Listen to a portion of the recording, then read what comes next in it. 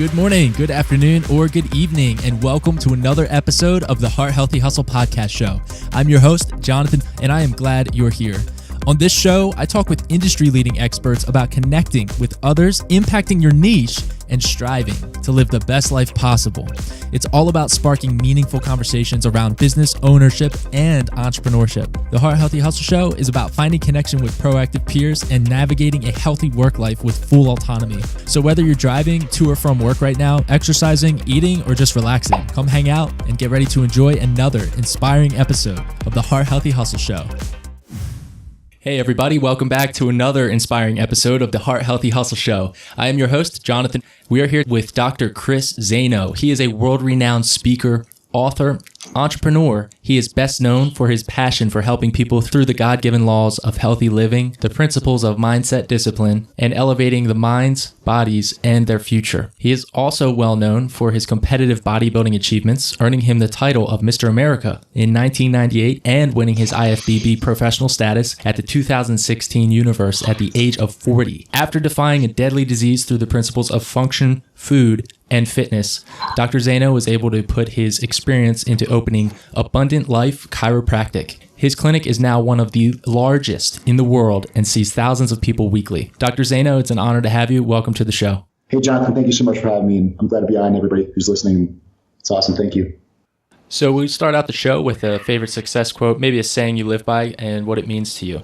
The first one that actually comes to my mind, I don't know why, just when you ask that question, it's one about becoming resourceful and persevering. And it was actually coined by Nathaniel Branden. He was a great psychotherapist with people. And when someone would show up to him in a very victim state mentality, he would tell him, he would tell those people this quote. He would say, "No one's coming to save you." And what's so important about that quote, no one's coming to save you, is it forces you to take full responsibility. And it makes you realize that like you have the resources inside you to do it. And then it forces you to become resourceful to do it. So, and there's another one I live by, because I know some people don't always like that one, but that is a definite motivator for me. But the second one is more of a legacy one. That was by Francis Chan. And that quote went like this: it's the biggest fear in life should not be a failure. The biggest fear should be it's actually succeeding at something in life that didn't matter. Yeah, something that really didn't matter. Yeah, I like that. I'm really excited to have you on the show, Chris, because of your expertise, not only in chiropractic, but in building a business. That's something that I really admire about you. We're going to go ahead and kind of approach it from a little bit of a different angle tonight, and I'm really excited to get into this. Go ahead and share with my audience how you transitioned from struggling to find your purpose to now a strong, structured person of vision and system, adept at building a business, and how you've automated that more or less,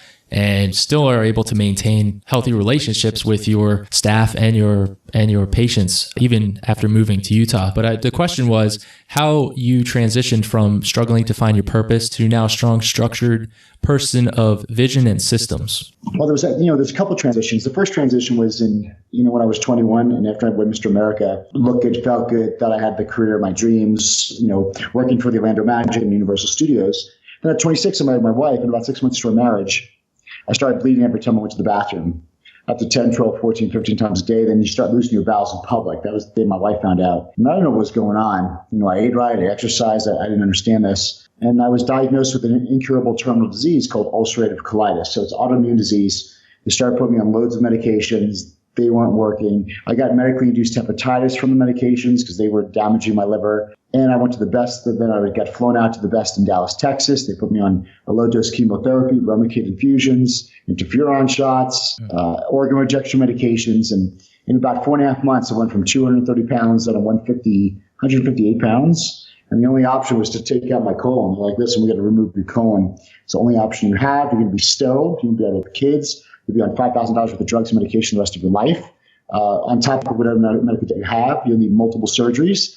You still have an 80% chance of cancer, and we'll set you up for the surgery. And so that was my only option. But then the unknowns in life started to open up. So my mom, I flew home to see my mom. We already lost 2 sons. She sent out that email, the prayer email, and everybody's hoping the surgery goes well. And then one person says, listen, I need to see Chris when he gets home. I want him to go see my chiropractor. There's no way a chiropractor, I couldn't even put anything, I couldn't make any sense of any of it. And I'm like, listen, I tried it all. I appreciate it. He's like, you didn't try it all, because if you tried it all, you would have had your health. Yeah. I'm like, he's right.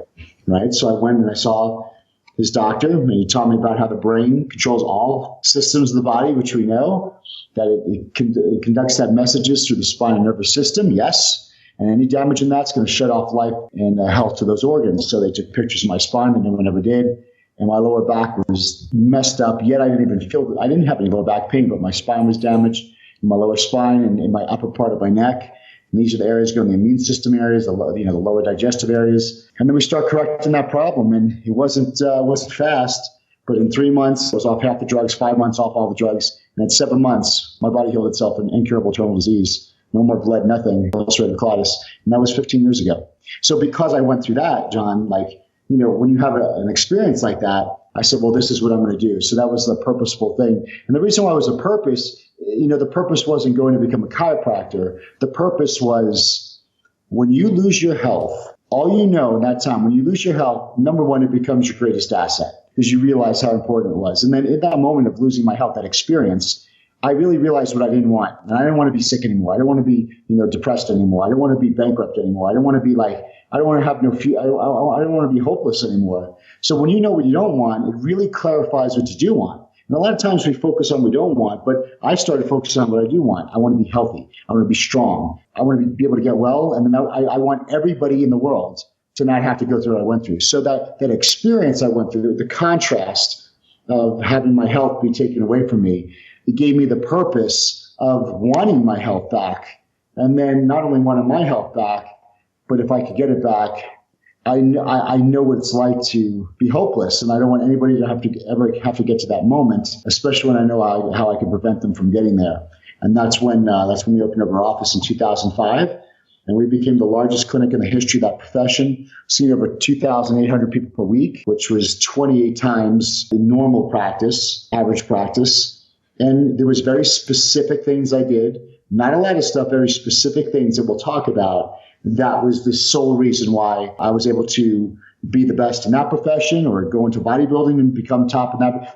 There's a secret sauce of self-awareness that once anybody listening could really nail down their self-awareness, what they're good at, what's their vehicle to get it out there, and you just leverage everything on that, you'll be unstoppable.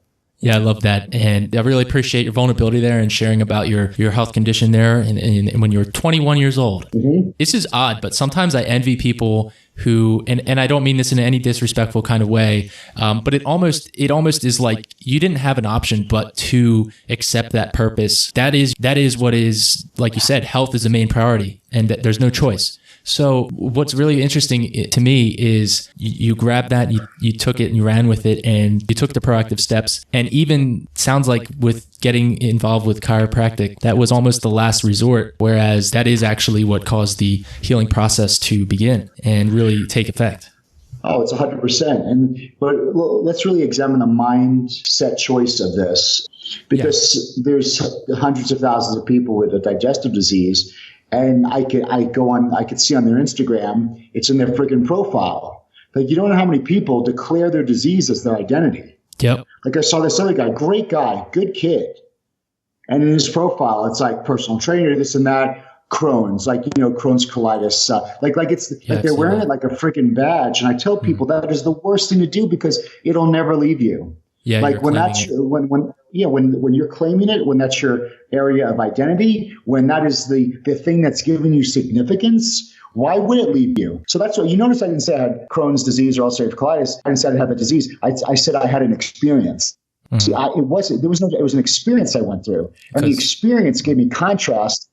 Right. So I could have stayed in the victim. I could have been the one who had colitis on my Instagram profile as people felt bad for me. But no, I focused on, I definitely don't want that crap in my life. And I rebounded and focused. See, there's two sides of the coin. You're going to realize in every experience, you realize things that you don't want, and then you realize things that you do want. And so that gave me so much clarity that, man, I really want to be healthy and strong and powerful and vibrant and vitality because I don't like this. So I focused on what I wanted. I didn't focus on what I didn't want, saying I want to avoid this disease. I just knew I wanted health. So I was focused on well-being, health, vitality. I wasn't focused on not having what I didn't want. You see the difference there? Absolutely. You were looking at what can I do about it, not look what's happened to me. there's a total contrast there, and that allowed you to take action. Right. So I want to go back there. You mentioned that is the time where you started your chiropractic practice, and I want to get into some business questions here. I know a lot of people are wondering, was there limiting beliefs that just dissolved? The word I used was dissolved or evaporated when you had an experience with ulcerative colitis because of how serious that was? Was there limiting beliefs that just left you because you understood how short life is, and that was handed to you in a box of perspective at that time in your life? Do you think that helped you to explode your business growth? Because there's so many small business owners, chiropractic practices that hit a block and they just stop growing, and they deal with that for 20, 30, 40 years. I'm sure you've seen it numerous times. Is there something that you realized? What happened with those limiting beliefs, and how did you just almost bypass them? Go into that if you would. Well, I definitely wouldn't say it dissolved or evaporated. I was still, you're still nervous. You're still scared of the unknown a little bit, right? But one thing that I definitely knew, because I did everything all the chiros who aren't doing well did.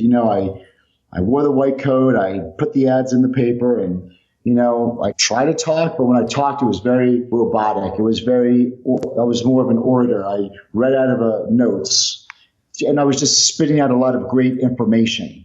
Well, you know what I mean? It was almost like very teachy techy, but it really wasn't life changing. And then I remember one day I went to a Rotary Club and I was very intimidated. I'm like, wow, there's doctors in here. There's lawyers in here. There's surgeons in here. These people are old money. They're OGs. The original gangsters, these distinguished people. And I was so nervous to speak to them that I forgot my props. I forgot my PowerPoint. I forgot my blinky, shiny objects to educate people. And I forgot my notes. I would read off the notes, right? And so I went there. I was so nervous. And because I was comparing myself to what people would think about me, I was comparing myself to, well, that dude's a neurosurgeon. And I'm trying to put myself in his shoes. I can't beat him in his thing, right? So in the car, I guess it was an epiphany. I realized, you know what?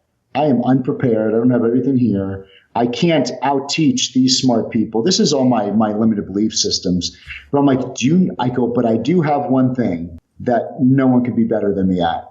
And it's the same thing that everybody's listening right now. No one can beat you at your story.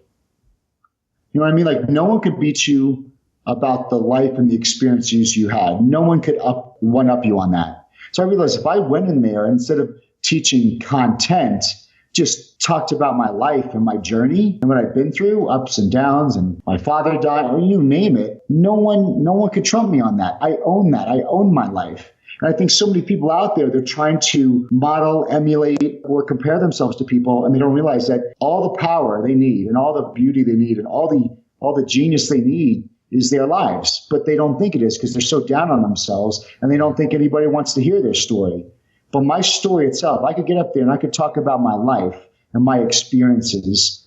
And here's a kid who went in unprepared, forgot all the things that I relied on, all my techie stuff and my PowerPoints I could read off of. And here I went in there and I just shared my heart and my life. I shared my nerves, and you have a standing ovation. And I realized in that moment, you know what? I just got to be myself and tell, everybody. I love everybody's story. That's why I love podcasts. What I love about it, because when you interview people, I really learn to love and appreciate the whole human being when they're speaking. Like when you interview people, and every one of you listening to this line right here, like when I say I love you, it's like when I hear your life, because a lot of times you don't like to talk about the crap, but when I hear your life and all the contrast of it, and you could see like, wow, you have such a beautiful life experience that just your story alone and your experience helps people. And that was probably the single most important thing I ever did. And I have a joke. I tell people I'm worth over 8 figures because I told people I basically crap my pants 5 times a week. I would talk 3 to 5 times a week. And I would tell people, I would take everybody to the darkest, most depressed moment of my life when I was at a TJ Maxx and the bathroom was locked, and I just lost my bowels in public. It was blood, it was mucus, and I remember seeing the people in shock, and they felt bad for me. It was a horrific moment. And I go there every time. And the reason why I tell that story is because I could look and laugh about it now, because I realized it was an experience in my life to make me who I am today. And the disease was never mine. It was just my experience. And the fact that I could tell my story also created the healing in my life. I know there's people listening right here on this podcast, and you were raped. You were molested. I get it. You were beaten up. Your dad beat you up. Your dad left you. I get it. A lot of crap, a lot of bad stuff happened. And the thing is and we want to hide all this stuff in the closet so we look perfect. But the one thing that'll heal you is if you bring all that stuff in the dark out into the light. And when it goes into the light and you're able to share your vulnerable and you're able to share your truth and your life and your experiences and the good stuff and the bad stuff and just showing that I'm a human being, all those dark areas of your life will heal. And you'll really see that those areas were used for your good in the long run. And that's how I built my practice. I love that. That is a question I'm sure I'm not alone in my curiosity with, is just how did you grow your practice to the point that it is at now? Yeah. And I wanted to ask, did you abandon fear and the illusion of certainty in order to take consistent action? Was that a part of it? I never abandoned fear. That feeling's there. And I think that was the thing. I was waiting for that feeling not to be there, but the nerves were there. And I anchored to it differently. I'm like, the shaking in my jaw or this quivering in my stomach or my chest. I just said, listen, it means because I care. I know I have a message that's important and I want it to be received lightly. And I just felt it was just adrenaline, like a boxer before a fight. Yeah. They have butterflies, and I heard a really good statement that someone told a little kid once, and they said, Mommy, I have this adrenaline. I forgot who it was. He said, I have this feeling but the kid was mentioning butterflies. They couldn't put words to it. And the parents said, that's God just giving you extra strength to get through what you're about to get through. Mm-hmm. So it's that nervousness, it's that's just energy and power. And it's there. It's a survival mechanism, knowing that, our brain thinks that we're in danger. But when you realize, hey, I'm in a room full of people, you almost allow your body, say, I would self-talk myself and say, hey, Chris, I don't, brain, I thank you for trying to protect me. But I'm not in danger. I don't need you now. I don't like this. I'm not in, there's no lion chasing me. So thank you, body, for doing your part to protect me. But I don't need you right now. And, and that's just that was my little self-talk to get through even today. And I speak thousands of times. So, I found my vehicle. That's what it was. So people think your vehicle is something that you don't have fear over. No. It's where, what's your vehicle? Your vehicle is either going to be writing, right? Articles. It's going to be video. It's going to be speaking one-to-one and one-to-many. It's going to be audio like we're doing right now. Everybody has their vehicle. And fear, or whatever that term is, whatever that really is happening in the body, that's always going to kind of be there a little bit. But I chose my vehicle upon when I'm done doing it, what makes me feel like I literally stepped into the ultimate version of myself. Like right now, you and I, when I'm done with this podcast, I'm sweating right now. That means I'm sweating. I'm going to have more energy at the end of this. I'll forget to eat. I don't even know what time it is. When I get into the zone. And for me, it was speaking. So even though I was nervous, but once I got going, I felt myself in the most beautiful, comfortable, authentic, just loving place ever. And I just felt I was the ultimate version of myself when I spoke. Video is the same way to a point. Writing, not so much, right? So writing kind of felt laborious to me. An interview like this, it makes me feel amazing. So you find your vehicle upon when you're done with that, or when you do it, you feel amazing. So even though you're nervous, you ever hear someone, you're nervous and you go in to do it, and then when it's done, you're so excited, like a roller coaster, right? You're nervous, but you do it and you come out and you're so excited, you're so happy. So I found that with speaking, it was just I can't explain, everybody will know when you get there, it just feels wonderful. It feels, the way I describe it today is, and Jonathan, when you called me to do the podcast, I didn't tell you this, but when you reached out to me, I literally thought to myself, I get to breathe for 40 minutes. What that means is when you're doing your zone, when you're in your lane, it's the only time in my life I feel like I come out of the water and breathe. And that's the only way I can start. So your vehicle is a thing that even though it might be scary, even though it might be a lot of work, but you just feel like that's the only place you could breathe. And that's how wonderful it is. And that's why once you find your vehicle, just double down on my vehicle. So for me, I started doing dinners. I just started, buying people dinner at Brazilian steakhouses, or back in the day, Macaroni Grill, when it was kind of fancy before it turned into an Olive Garden.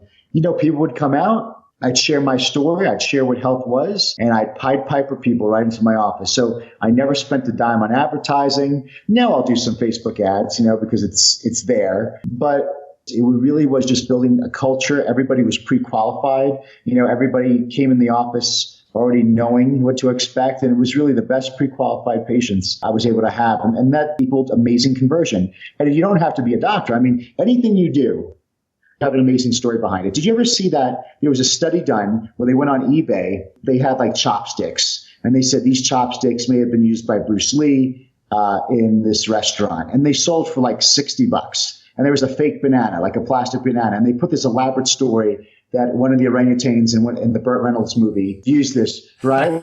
Right, and Cannonball Run, and then it sold for $70. So it shows you the importance of content and a story. And every single person listening on this line, you have an amazing story. So when you join the context with what you do, and you let people in on your life and the journey to get there and your purpose and mission, that's the contagious part. Because everybody has to make a decision to say, this is the person I want to lead me in health, or this is the person I want to get my pool from, or this is the person I want to buy my house, or this is the person I want to be my insurance carrier, right? So whatever it is, they have to trust the vehicle, and they have to trust the person delivering the vehicle, which is yourself. And then from there, there's really no sales after that. It's just like they're already so much sold and they believe you, right? They feel trusting. And it really is, to me, it was the ultimate way to build one of the largest clinics in the world. Complete vulnerability. I think, what do you think about this, Chris? I think we're in a stage right now in society where, self-awareness is really it's coming to the forefront, the importance of it, but also the emotional intelligence, self-awareness. I'm wondering if, I love my podcast, but I'm still wanting to niche down even more just because it is brand new. And I'm considering making it around building emotional intelligence and applying that to your business.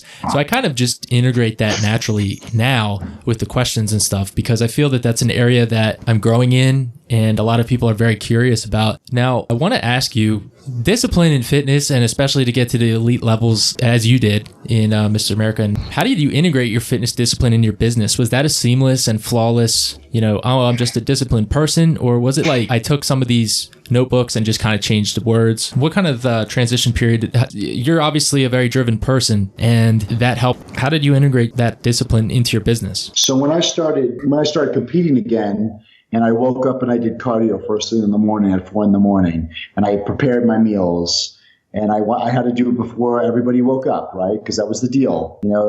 Just make it look like life as usual. So I said, I'll do everything before you guys wake up, and I would go to work, have my meals with me, and at the afternoon break, go do my workout, come back, go back to work and do whatever talk I have to do. I noticed when I had that cardio time is when I listened to podcast on business development or personal development, just the discipline and the routine. Like I noticed that when I was disciplined in one area, it affected every single area of my life. So when I was disciplined in that area, whether it be building the body or personal developing the mind, all areas it spills into. I actually work out not for the aesthetics, but I do it more for the discipline muscle. Because just think when you're working out, that one more rep when you don't want to do it. Yeah. That compounds in your mind over time. Just think like every day there's a couple situations where your mind's telling you stop and you just do one more. Well, after doing that, it changes the way you think. It builds resilience. And so it spilled into every area of my life. So I always did better. Now you take one, but I could tell you the opposite. You take me and I miss a day of working out, or if I go, if I travel, if I went on vacation, I didn't work out as much. I ate a bunch of crap, stuff with some wheat, some milk in it, some dairy, or I ate sugary stuff, and, I didn't do my cardio. I didn't have my quiet time in the morning. I feel like garbage. My brain is in a fog. I have like a food hangover. I don't even drink. So let alone, let's say I started drinking on top of that. I just know wow, it just shows you that you could easily throw yourself off in an area of your life, or you can make choices that just makes every area of your life better. And it made my life better. Thanks for sharing that. I found with many of my guests, there are trends, and I equate that to tipping points. There's a book by Malcolm Gladwell. I kind of took that phrase and tipping points. So like you said, one more rep. I think Dorian Yates owns the copyright to that phrase, by the way. I could be wrong. That's a trend I'm really noticing, and I want my listeners, guys, really pick up on this. Like Chris is saying here, whether it be fitness, whatever it is that you're passionate about, that you're very disciplined with, You can absolutely apply that to your business. It's those small decisions made repeatedly, systematically. You basically set yourself up for success by avoiding self-sabotage. Let me know your thoughts on this, Chris. I'm really curious to hear your answer on this. With self-sabotage, or let's say avoiding that, so achieving success or achieving victory in whatever you're trying to achieve. Mm-hmm. Like one of the trends I'm seeing with my guests is most all of them are very driven achievers, winners. I just call them winners. Like you meet them, real recognize real. When you meet them, you just know that they're not playing around. They're getting stuff done. They're not wasting their life. They're not wasting time. They're only focused on winning. And that focus is, I think, more to do with the ability and the self-awareness, going back to what you said about self-awareness, the self-awareness that you are flawed, you are prone to make a mistake, you are prone to fall off track. But it's about your ability to get back on track. It's about your ability to foresee that temptation of the crappy food when you're on vacation. So you have a package delivered to your hotel with the proper food or whatever it may be. It's kind of, I'm finding a trend where really successful winners are able to exercise discipline, not just because their willpower is so superior to the average Joe, but because they understand and are self-aware enough to know that they are flawed and they know how to work around that to achieve success.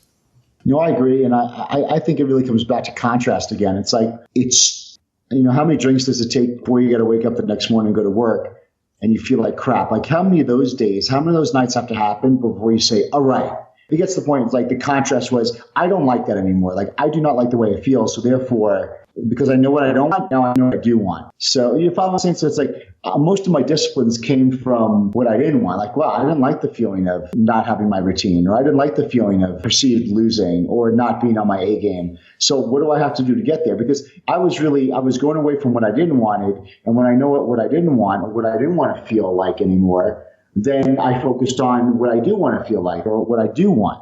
It's a matter of like, you're going to get punched in the face so many times. And I think all of us have a different number. Like for someone, it might take 1,000 punches in the face. And they're like, I don't like the way that feels. And I'm going to do things to prevent that. And I'm going to do things to make sure that I'm not in that situation again. And that's where this discipline organization of their life comes in. And some people, they get punched in the face the first time. They're like, yep, that's not for me. I'm going to do something different to avoid that circumstance. So, or avoid that experience again, and then they change their life right there. So I really believe, but then you have people who, and this is not a right or wrong statement, and if you do, I'm not coming down on you, but I want you to be aware. It's like a person who smokes.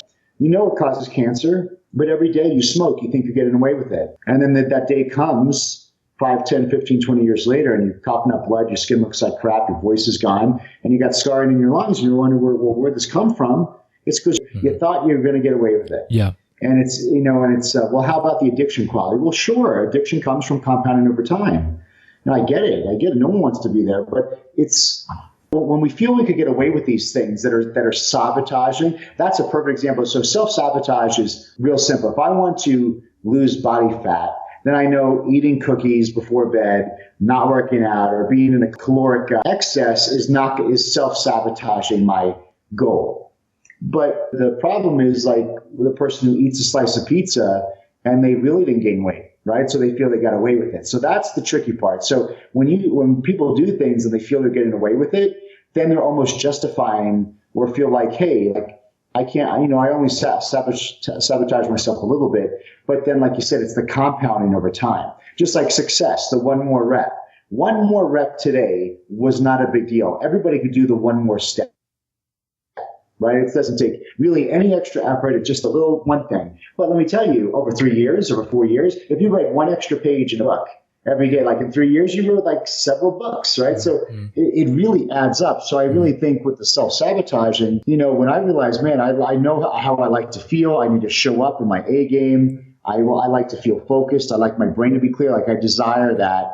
So because that I put those things in my life that allow that outcome to happen, and I avoid the alcohol, I avoid coffee, I don't drink any stimulants, because when I'm tired, I want my body I want to know I'm tired, right? It's very important that I'm very aware of my body. Like my body's tired, great. Maybe I just need to take a nap or back off a little bit. So I don't want to have to cover these false things in my life so I can keep on moving forward. I want to be I want to know all the signals of how I'm doing to become, like you said, self-aware. Well said. Did you have to learn how to be a winner, or were you naturally used to winning? Oh, no, real easy. Everybody learns how to be a winner the first time they won something. Now, I don't care if it's like a pencil stick fight in school. You know what I mean? Like I'm telling you, like on any level, when a person feels the victory of winning, that they are the one who won, it's a feeling that you'll never forget. And in fact, what I want to give all the listeners, if you go to my website, iamhero.com, I have 4 masterclasses, 1-month masterclasses I made for you guys. And out of the 4, there's one of them called 1 Month to Win. And I really believe that winning is a habit. Like if you want to be a winner, and if my character is what I do on a continual basis, then winning is a habit. It's not a one-time thing. So when you could start seeing that you're winning daily, like if you're listening to this podcast, I would write down, that's a win. You know what I mean? So I see everything, I appreciate everything as a win. So I make sure I journal that I'm winning daily. And if I'm winning daily, I'm a winner. That's my character trait of being a winner. So when you win once and everybody's won something, even my son today won one of those things, the machines where it has the big hook and you grab like the little stuffed animal and you know those claws that are gimmicky, but like he won. He got one. I'm like, dude, for the rest of your life, you know the feeling of winning. So everybody has that feeling. And now the thing is you yearn to put yourself in positions where you get that. So I know when I don't eat that, I'm going back to health. When I don't eat that crap or drink that alcohol, you know, like I wake up the next day and I feel and I'm doing well and I perform well at work or perform well in whatever I'm doing. Like that's winning. That's winning to me. Number one piece of advice for people experiencing rapid growth in their practice or business. Allow yourself to course correct. Like, because when you grow quick, you're going to start to see things you never saw before. And then you just course correct. I allow my team to make mistakes, but you go for it. You go for it. I always shoot and then, all right, that didn't work out too good. Then I'm always course correcting. So go for it and just course correct along the way. I love that. Yeah, I've been adopting, it actually freed me up and I want to share it with my audience, I was reading in a book. I have started telling myself I will act on faith and not fear. And it's changed my life, even just in the last month that I've been saying it. I'm very grateful that I discovered that phrase and what it means, because fear does not necessarily mean you're sitting in a corner shaking. It could mean that you have a little bit of an issue with anger. Like fear can manifest itself in many different ways, different forms. I was not aware that a short burst of anger is actually fear manifesting itself. If I got rejected, I work in sales. So if I'm on the job, and I would typically never get involved with a customer, but in terms of by myself, I might be like, that was so rude, like how irritated I am right now. But realizing that getting angry, nobody owes you anything, of course, but all that being said, I didn't realize that was perhaps fear. And so I've been acting on faith and not fear, to where I just understand, it's all going to work out. And I should go for it anyway, because worst case scenario, then I can allow myself to course correct and just be flexible, allow mistakes and go for it, like you said. Because when you have the mistake, so let's say I'm the same way with that. Let's say a patient or a person had an objection and I didn't know the answer and it just didn't come out right. And I'd be like pissed, like, man, it could have been better. So then I could replay it and be like, okay, next time I hear that situation, I'm prepared. And sure enough, when the next time that situation comes, boom, I'm right there. So so there's no failure. It's all learning. You're all learning. And like you said, of course, so it's the stings. I know the stings and the punches in the faces, they don't feel good in the moment, but it really intensifies your desire to be better, and intensifies your, you replayed that sales meeting and what got you angry, and you realize, okay, when I go in, I'm not going to take it as personal, or I'm going to just become curious. Hey, why do you feel that way? Why'd you say that?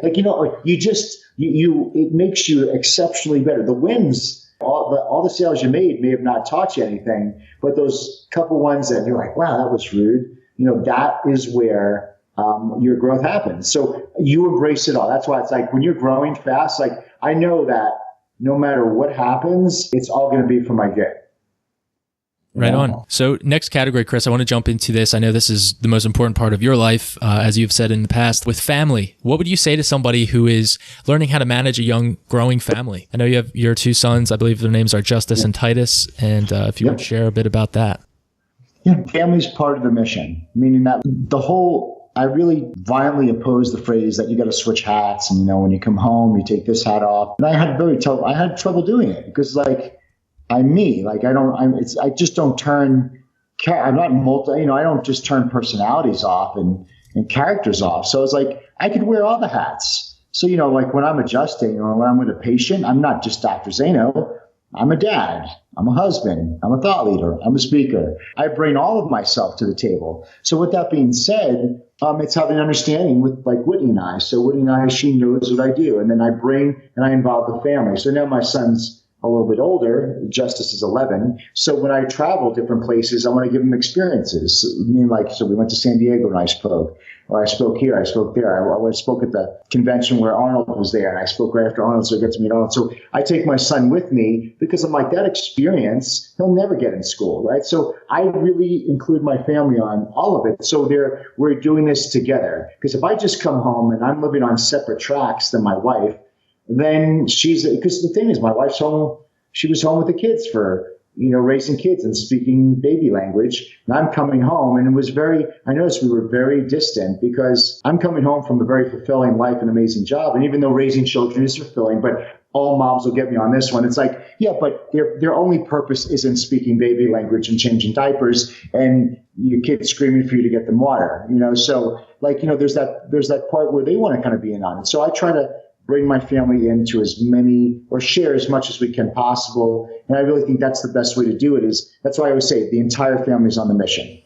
So I'm like, Whitney, we're all together on this. And that really makes it fun and it makes it unique. And you know what? Here's another thing for parents. Do not compare yourself with the Joneses. Your kid doesn't have to be in bed by 8 o'clock. We feel guilty because there's all these BS books about parenting, and then we're comparing ourselves to other parents and all these books, and it makes you feel guilty that you're not being a good parent. My kids, because I would get home a little bit late, they stay up to see daddy. So my kids go to bed at 10:30, and my wife, for years, literally 7 years, try to get them in bed by 8. And I'm like, babe, it's been 5 years. These kids are not going to bed at 8 o'clock. They're healthy. They're strong. And someone says, well, a kid needs 8 hours of sleep. How the hell do you know how many hours of sleep? We're living these dogmas, and we're living out these, we don't know what they need. They'll figure it out. Their bodies know when they're hungry. They don't need to eat at this certain time. They know. And I'm like, let's get rid of all that guilt and let's raise the family the way we want to. So my kids, I remember that one time because Whitney would yell every night. I'm like, babe, you're getting in a bad state every night. I go, let me try this. I go, let's do daddy rules. And daddy rules is, hey kids, because I knew what I was doing. I was like, guys, you know what? Mommy and I, we're going to bed.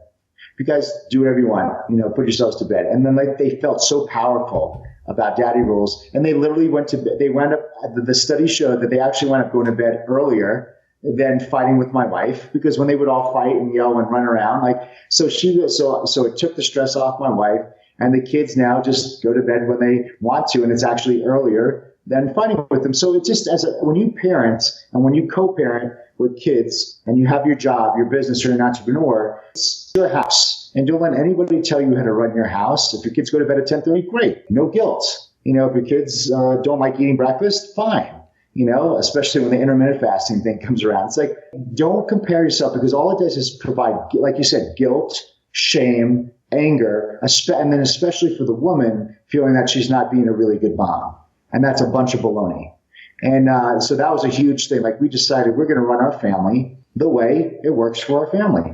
And when we could allow ourselves to do that, it was freedom, there was happiness, there was no yelling and try to force the family dynamic to be like these books or like our neighbors. And I really think that's a huge thing. Allow yourself to run your home the way you want to run your home. And then just like growing a business, you'll see things that work and you'll see some things that are not going to work. And just like building your business, you course correct.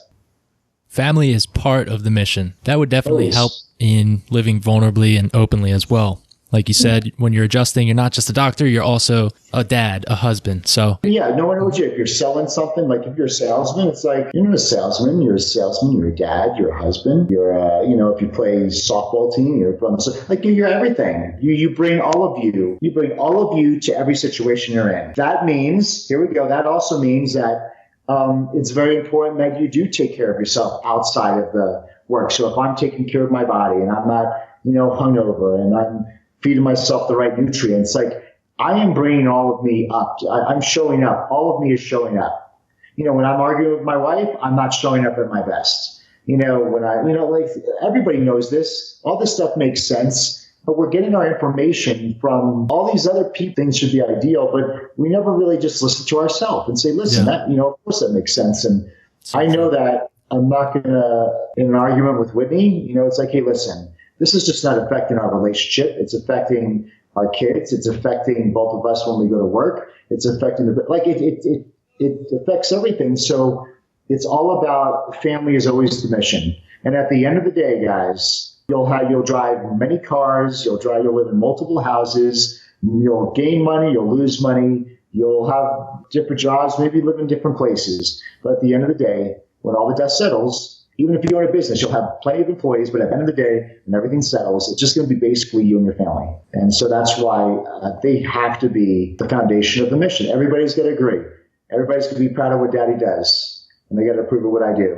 And let's say I love something and they don't approve about it, then we got to actually talk about it and at least come to some type of an agreement. But we're not going to have resentment. Right. That's so important. Just living in forgiveness. The last interview I had was with a friend of mine named Brandon, and he shared something that really empowered him was the realization that whether it be your parents, your friends, people who mean well for you, they want to see the best version of your life could possibly be. Their suggestions and things like that do not affect them. They only affect you. So if somebody tells you, okay, yeah, you should do this for your kids and whatever, X, Y, and Z, and you do anything that is recommended or being pushed at you, they're not affected whatsoever, whether that's successful for you or not. So to me, that is a very freeing realization. Yeah, right. Or in business, you feel like, oh, I got to do it like everybody else does it. Well, how about you get unique and you improvise or you become, innovative. You become like an Uber, right? You do something totally outside the box, and that fits your personality. I was never a white coat stethoscope guy. That was so stuffy, boring. And because I got some muscle on me, I look like a meatball. I look like a butcher, right? So it's like, my whole office was an extension of my personality, and it was fun. It was exciting. Even the smells of the office were things that I enjoyed. So if you're going to work at a workplace, you want it to be as much of an expression of the authentic you as possible. And like you said, great thing about humans, Jim Rohn said it best. Jim Rohn said, as human beings, we're the only species that we could wake up one day, we could tear up the script, and we could start over again. Everybody feels like they have to win or they have to. No, you could change your mind whenever you want. And it's okay. Because like you said, I love what you said. Everybody else's opinion doesn't affect them. It only affects you. So therefore, you could change your mind. And it doesn't affect anybody else. If you want to change your mind and say, hey, this is the way I'm going to do it, or hey, this is what I want to do this now with my life, you could actually start and create a new script. And hopefully it's one that you find more joy and fulfillment, or you find more purpose and calling in, and you enjoy it, get excited about it, and you're happy and you're loving. I mean, that happens all the time. Right here in Park City, it's amazing. You have a lot of people who sold big companies for sick amount of money. And, it's a week after I talked to this guy who sold his company in Minolta, right? And he made a great check from it. A week later, and he's depressed. See, the thing is, because he got so caught in the rat race and the momentum and the work and the routine that, now he's depressed. And I'm like, what do you want to do? And he's like, I really love wrestling. He was a Division I wrestler, and I would love to help kids wrestle. So here a guy who sold a business for over $100 million. And you know what he likes to do? He just wants to love and create programs to help kids wrestle. That was his love. And he's more he's more happy than ever. And this guy was on the verge of divorce because he lost his identity. He found his identity in his business. So when he sold the business, he lost his identity, and it caused, like you said, anger. I love it. It caused anger, all this depression. It was just anger coming out, verge of divorce with his wife. And then he finally was able to find something that he really always truly loved and cared for. And he told me the other day, he's like, I would have traded all my years in this company that Minolta bought just to be able to have time with these kids and do what I always loved doing. He realized in his late 40s, you get to that point when you realize what life is really about. He chased the money, and it just led to a lot of problems. And when now he feels fulfilled and alive again. Again, it's that alive again. I feel like I'm breathing again. Those that you're going to notice, when you find yourself talking like that, you're really close to your lane. You're really close to what you were really put here to do. It's time for the Heart Healthy Hustle round. This is a series of questions that are based on the title of the show. So for the first category, It's heart. So what's your favorite activity for strengthening your character? My character is appreciation. I do something called a rampage of appreciation. I just appreciate everything. The tree in front of me right now. So I just get in a rampage. Like it's snowball juggernauts of appreciation. I do that every day. For health, how do you maintain your health and balance while living a fast-paced life? I stick to all organic, non-GMO, free-range, grass-fed nutrients. I feel like everything I eat is the building blocks of the future me. So I want to put the best nutrients in there. Make sure I do some type of activity or workout on a daily basis. Even meditation, 24 minutes of just, not like spooky meditation, like 24 minutes of that gratitude, just 24 minutes where I could focus on, sometimes I'll just focus on the bathroom fan. I could hear it, right? So just something where I could just focus and clear my mind of all, like you said, all the busyness and all the things to do. It just allows me to kind of get really focused. And it's a great, Jerry Seinfeld did that for years. He still does it today. And that's why he's so sharp. Look at all the comedians. He's doing pretty good. He really is a very solid, grounded family guy, because he would always take 20 minutes when everybody was at lunch just to clear his mind. He would focus on one thing. It clears the busyness, and it's almost like it's like a spiritual nap. You just kind of refocus, and it gives you. So that's been a practice of mine, and I throw gratitude and appreciation there. So decreasing the pressure and noise through that time. Right. Oh, it's amazing. Oh yeah. Even for 20 minutes. Hustle. So what's your main motivation for consistently working hard and smart in order to achieve your believable outcome? I believe we're all put on this planet to expand. So we're always expanding. And so therefore I always want to grow, learn, expand, change, it's never done. That's a big thing. If anybody realizes, because I was into checking off the boxes, and I realized there's no checking off the boxes. It never ends. Because as soon as I hit a goal or a desire, then there's going to be 10 other desires that open up. So when you realize it's always a journey of expansion. Share your 3 most influential health and or business books and why. Great. Compound Effect by Darren Hardy. That was a really good one. Darren's great. Compound Effect by Darren Hardy. Compound Effect, yes, by Darren Hardy. Yes, it's really good. Read that because it just shows you just the little things mean a lot. It's a really good one for hustle, because this is Relentless by Tim Grover. Wow. You heard him, right? Yeah, absolutely. I was going to bring him up when I asked you about being a winner, because he mentions that. Oh yeah. You will definitely, and I love that. I have different books determined on what state I need to get into. So if I need a kick in the butt, I'll read Relentless. You follow what I'm saying? Compound Effect, it's like my daily routines, really, really tuning it like a violin. That's when you tune a violin, you and I might not know it, but really someone who's really trained, has a good ear, they could really tune it just the way they need to. So it's the little thing. So it's funny, I have different people in my life at different times in my life that spoke to me to develop an area that I needed to grow and expand. So I would say those books, Compound Effect, Relentless, they were really good ones. Business-wise, probably do, you got Expert Secrets by Russell Brunson. It was really good. Because he literally, he tells you everything. He sold $3 million from stage the other day.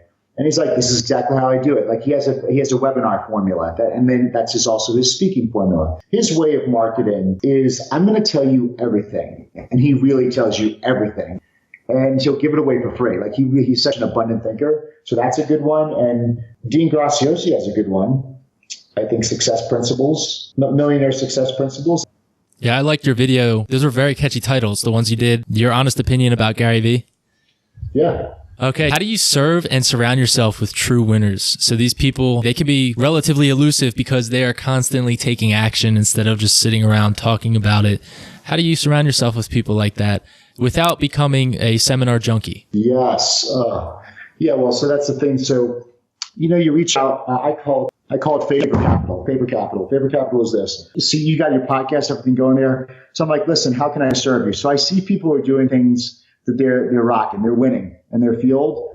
And if I have any ability to connect with them in any way, I'm always going to give value to them. So I'm like, hey, Jonathan, how can I help you? I know I can add value in your podcast. My vehicle is video and speaking. If you need help, we can collaborate. So I want to give. So I always give as much as I can, full value. And then someone else, and then that person will say, well, hey, what can I do for you? And I'll say, not yet. So it's like I just build favor capital. And when it's my time to where if I am here at digital course, then I'll ask for a favor, but I'm always going to give, the most I have, because it's selfish too, because I give, because like when you gave me an opportunity to speak right now with you, like I'm breathing, understand? Like you don't know how much you bless me by allowing me to share and be in my lane. Like when I'm in my lane, when I'm in my zone, I'm in the place I always desire to be. And I yearn to be in that place all hours of the day. So, you might see this as I'm giving great content to your tribe, but you don't know that you're actually, you help give me a part of my life that I yearn to always be in. So it's always, it's that favor capital. Masterminds are really good. Seminar junkies, I know what you mean. Like I go to a seminar and I just leave frustrated. So masterminds are a little bit better because it's a smaller group and you have people from different aspects of life and businesses, and they really just share experiences. So there's no curriculum. So mastermind, you guys just sit down. You're like, Jonathan, so what are you up to? Well, I have this heart healthy hustle. Imagine like if you did that and like Lewis Howes was in the mastermind. He's like, well, let me tell you how I got started, and then like you can really learn from some of the giants, right? So they're speaking to you directly. We're not just hearing bobbleheads speak, selling their program and leaving. A mastermind is just more personal, and it's mentorship. And I really appreciate mentorship and coaching. Yeah, I'm just kind of letting that soak in a bit. Like, wouldn't that be cool? Like, I don't know how many podcast guys you follow, but imagine like if you were in a room with Lewis Howes, Pat Flynn, so some of these podcasts that these guys, like they weren't stars. Like it's one thing to be a star inside a podcast. Like Will Smith could start a podcast and it's amazing, right?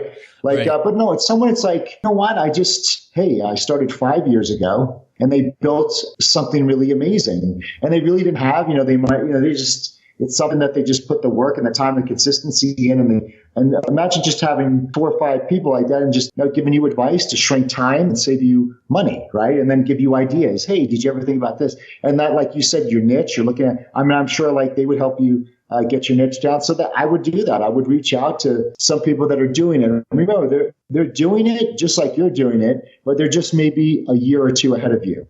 So you could learn from all that wisdom that they learned going through their process, and then it helps you out in the things you love to do. So I really think it's a form of like mentorship is almost like apprenticing, right? So you kind of just learn from, you find someone who's doing what you do, and you learn from them, and you learn from all their mistakes too. So it's just I love the whole apprenticeship, mentorship, mastermind model. You get a lot done versus a seminar. How would somebody small build favor capital in that setting? If you reach out to them, and some will answer, like, Lewis is, but we'll just talk about Lewis Howes. And this is very much so. Someone introduced me, hey, you need a Dr. Chris on the show, but I know I didn't earn it yet. What do you mean? Like, I haven't been in that internet space for a while. So he writes a nice email back, a very nice way of saying no. And I got to watch my time, like very good, very classy. And I'm sitting there going, well, I didn't earn myself. I didn't earn it yet. So how can I deliver value to that person? So maybe not a top tier, but maybe someone who's up and coming. You reach out to them and just say, hey, listen, I appreciate what you're doing. Is there any way I can support you? And just offer help, support, and gratitude. And they'll be like, hey, you just say, hey, this is what I started. This is what I'm doing. And then I guarantee, out of 10, you might be like, hey, let's get on a call. I'd love to share what I found out. Some are very giving people. Listen, I'd love to take the time to share and maybe, give you some pointers and really good stuff. And then a lot of times that conversation leads to, hey, Jonathan, let me introduce you to so-and-so. And, it's the unknowns. It opens up just by reaching out and saying, hey, I want to help you any way I can. How can I support you? Just all in a giving. And you're really, truly giving. Like, I don't want anybody listening to say, okay, this is the one line I'm going to say to get something. I truly mean it. Like, I'm going to give everything I can, the best I can. And then, it's favor capital. Only good's going to come out from just having a good heart and good intention. And if anything, a great relationship. Sure. Yeah, I appreciate that feedback. We're going to go into my favorite question for the show. Yes. This is by far, you're going to love this because I think you're going to love this. If you had 60 seconds to sit down next to your younger self, let's say 26, put your hand on his shoulder and speak to Chris Zaino at that age, what would you say to him using the pronouns you? You. Okay. So I would say I'm extremely proud of you, and you're going to go through some good days and bad days. And I'm just going to tell you, just remain faithful and knowing that it's all going to work out for your good. I wouldn't even tell myself what I'm about to do, because if I told myself the life I would have right now, I'd probably freak out. You know what I mean? So like, I wouldn't even let myself in on what would happen. I'm like, you're going to have something way bigger and better than you ever dreamed possible. And just stay faithful and stay focused and know it's always going to be okay. And it's so funny. I call it the time machine. I actually teach about that, because now if everybody's listening right now, I would actually, now let's go in the future. Let's say my 60-year-old self comes back, puts their hand on my shoulder right now. What would they tell me? And my 60-year-old self would probably say the same thing. Hey, you're going to go through a lot of unknowns, but stay faithful. Allow your hero guidance system to guide you on what feels good and loving and serving people. And you'll have a life bigger and better and more fulfilled than you ever thought possible. But just always stay the course and don't get frustrated. You could do that for your future self too. And sometimes, Jonathan, you need your future self to come back and talk to you. I like that, because I sometimes think about, who do I want to be in 10 years? And I want to be married. I want to have probably 2 or 3 kids, give or take. I don't know what's going to happen between then and now. But, there's a few other things on that list where I want to be serving my community. And I think about, what does that guy look like? What is he doing? Be him now, at least as best you can, and figure out how to get there as fast as possible while leaving good things in your path.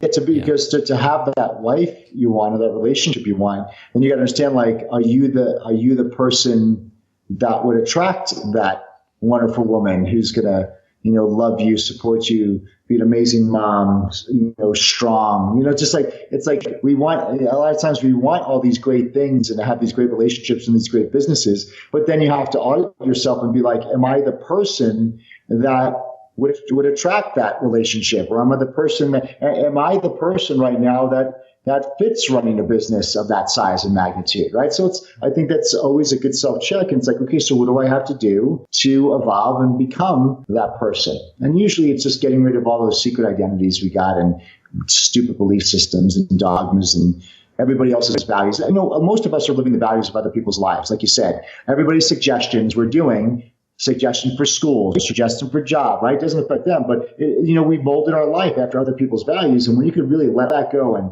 almost clean slate and be like, who am I? Remember who you are, and then really build and become the person you always were created to be. And then I think at that level, I call it like a penthouse level and a basement level. If you're in the basement, you're just going to attract basement thoughts and basement people. But when you're in that penthouse of higher thinking and level and loving and appreciating and abundance, you're gonna keep on getting those ideas, and you're gonna find yourself around those top players, and you're gonna be around the ability to have those relationships that are really deep and meaningful and trusting. Very, very important word, trusting. And so it's all really coming from you. You choose to work yourself up and become the person who stays in the penthouse, not the basement. One of my mentors told me, I reached out to him. I hadn't talked to him probably maybe once every 6 months. And he says, I'll preface it, I was going through a pretty rough, pretty much call it a valley, a season. And I told him, briefly summarized it, told him this is what's going on. A lot of stuff getting me down, trying to hold me back, this and that. I wasn't being victimized. I was just explaining my situation and the frustrating aspects of it. And he said, it sounds like you're going through the establishing of your values. You're going through your mid-20s. You're developing your value system for your rest of your life. It sounds like you're doing just what you need to be doing. So I think it's an important thing to remember for my listeners, especially if you are in your 20s, even whatever age you are. If you're developing your value system, it's not necessarily going to be a smooth ride. It could be very turbulent, and it could be hills and valleys along that journey. And knowing that, the resistance and the difficulties through all of that and all the unknown, I think that can really help people just take a breath and take a step back and realize, like, oh, I'm not alone, because you're not alone. So that's something I want to really put into this interview, is the truth that you're not alone. And more than likely, the next person you walk into is dealing with very similar things. But anyway, I love that answer you gave, Chris, with the 60 seconds sit down there with the younger version of yourself and kind of expanding on that. So before we end the interview, what's one of your favorite tools that you recommend using for staying organized? It could be an app, could be a computer program, physical tools. An example, I'm not affiliated with them at all, but there's something called Todoist, and it's a great app, integrates with Microsoft. Do you have anything that you could share? I have this thing, I just recently used this thing called Hopper. And this is where I could like put all my social media content on there. So I put all my content on for 6-7 months, put all the descriptions, put all the text. So it's a really nice way. Like I have a whole schedule of how I do my social media. So I don't miss any content. Everything has very specific intention. So I use that. I think Hopper or something. And then I love on my phone, on my iPhone, I have something called Reminders. And that's kind of like my checklist. Meaning that if I have an idea, so memory management will stress you out. So if I have an idea, boom, I put it on my reminders. And my reminders becomes like this vortex of goals or ideas or things I got to do. And it's so cool that when you do it and then the satisfaction of hitting it and the white bubble turns into a purple bubble. It's accomplished. So it's like a win, right? So I really love something just simple like that. Instead of writing things on papers, it's just like, hey, I got this reminders list, and each day I could pick 2 or 3 things I want to knock off that list and or pursue. And there's some things that stay on that list for years. It was a goal of mine. It's something that hasn't manifested yet. So it's great. The satisfaction a couple of years later when you do hit it, just to go in there and hit completed. It's just such a good feeling. I love the gamification of it. Just a reminders list. I think it comes with every phone. Touching on Jerry Seinfeld again, he had something where, the red X chain, where each day he would practice, I think it was writing jokes for a half hour every day. He did that. He would write a red X on his calendar. Don't break the chain. Don't break the chain. Yeah. And if you do, be okay with getting back on track as soon as possible. Because a lot of people get derailed with the thought of, oh, I messed up, now I'm screwed. Well, no, you're not. Just keep going. Yeah. When you see people that you admired, so whether I see Jerry Seinfeld or Sylvester Stallone, it's like when you admire someone or even you're attracted to someone, what people don't realize, you're actually being attracted to the mirror characteristics that you also have, that they have. So you're just being attracted to the same characteristics you have that you may not see, or they're just not as matured yet. So when you look at a Jerry Seinfeld and you see the characteristic traits and the discipline traits, it's like, wow, we're always attracted to this very, it's like-minded. So even when I tell people, who's your favorite superhero? And they'll tell me whatever superhero it is. I'm like, well, tell me about what you like about them. And they'll say something about their origin story or something about their character. And it really is that person. Like when that person described, I'm like, well, that's you. I'm like, I really, they didn't realize it because like your mentor had said, like, you're probably finding your values. If I told you what are your values, or anybody listening right now, what are your values? It's very tough to say my values are this, this, and that. But if I told you who are the people you admire and why, you're going to actually start speaking characteristics that you admire in other people, and you're really going to be speaking your values. So it's a great way. It's a way to find your values is by actually looking in the reflection of people that you are attracted to or admire, whoever that might be. And you're really distilling the qualities that you have inside you as well. Fantastic, Chris. I appreciate this interview. You're really bringing it. It was awesome.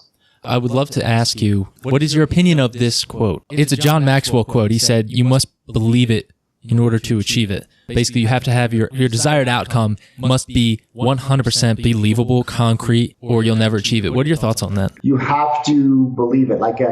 The way I can explain it, just to really clarify this, and everybody will get this. Like, if you know your birthday is November 17th, like 3 days before, you're excited and expecting and eager to open up your presents November 17th, right? Because you know it's coming.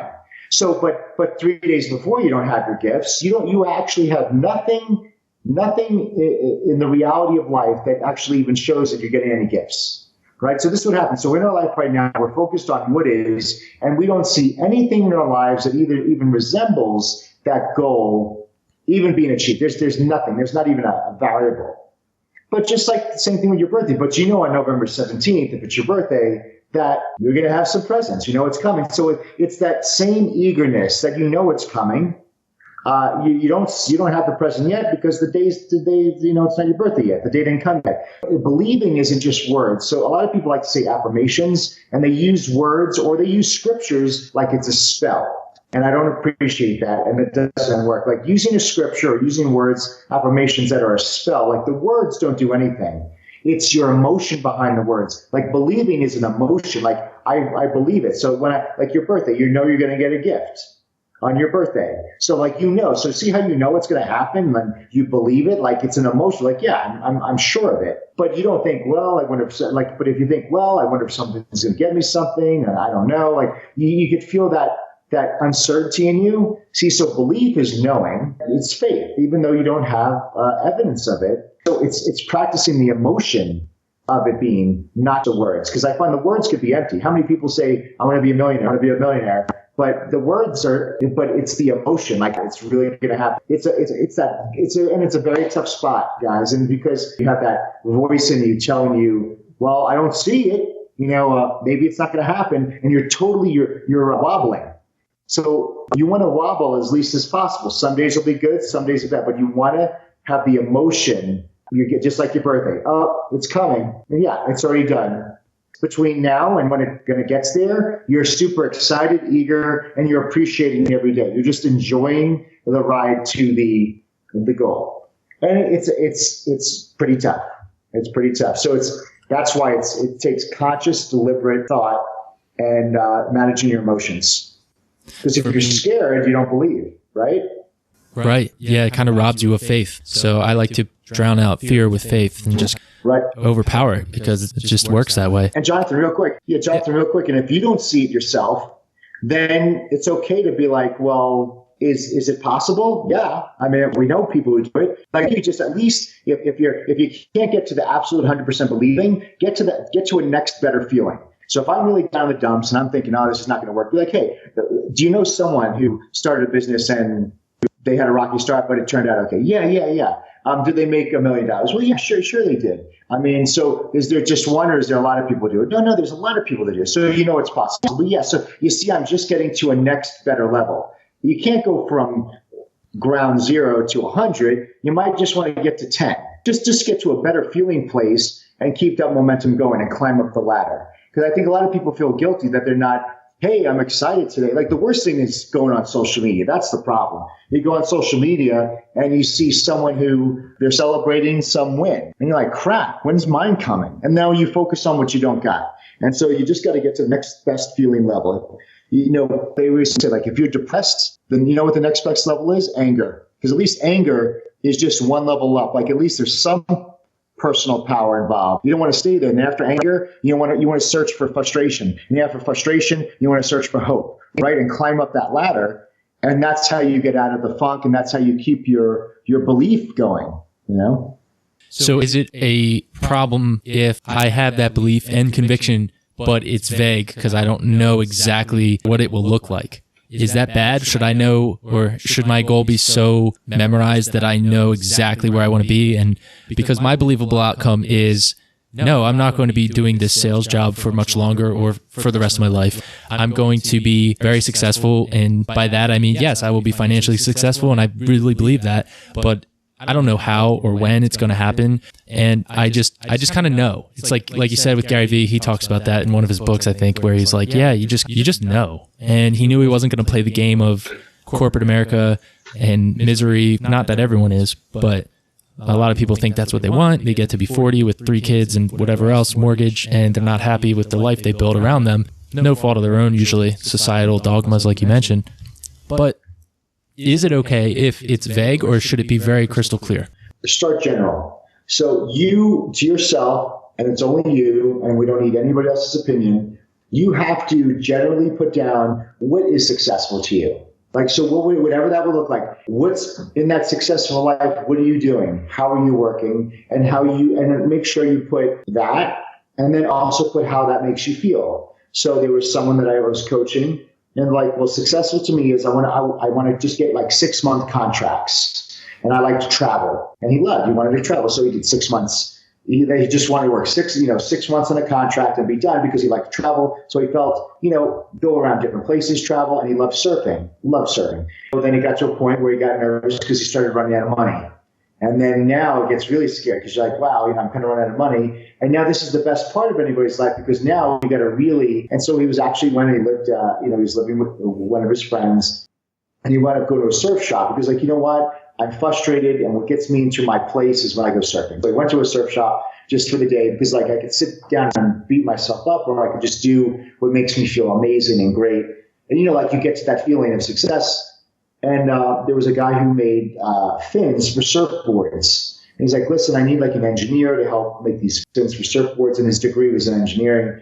And he wound up getting a job making these fins for the surfboard. And he gets to try out the most expensive surfboards they make. And his whole entire life came to a beautiful spot because his idea of successful was, I don't want to be a 9-to-5. I would love to work and travel. And the big thing was how do you feel when you're there? Well, I'm going to feel free. I'm going to feel excited. I'm going to feel eager and playful. So make sure you put the emotion along with it. And then your idea of success should be absolutely different than mine or anybody else's because it's yours. And so get excited about how it feels and what success would be to you. Then you just hold on to that vision. And I love what you said, just know what it is and then know why, right? That's the what and why, because I feel great, I feel loving, I feel contributive.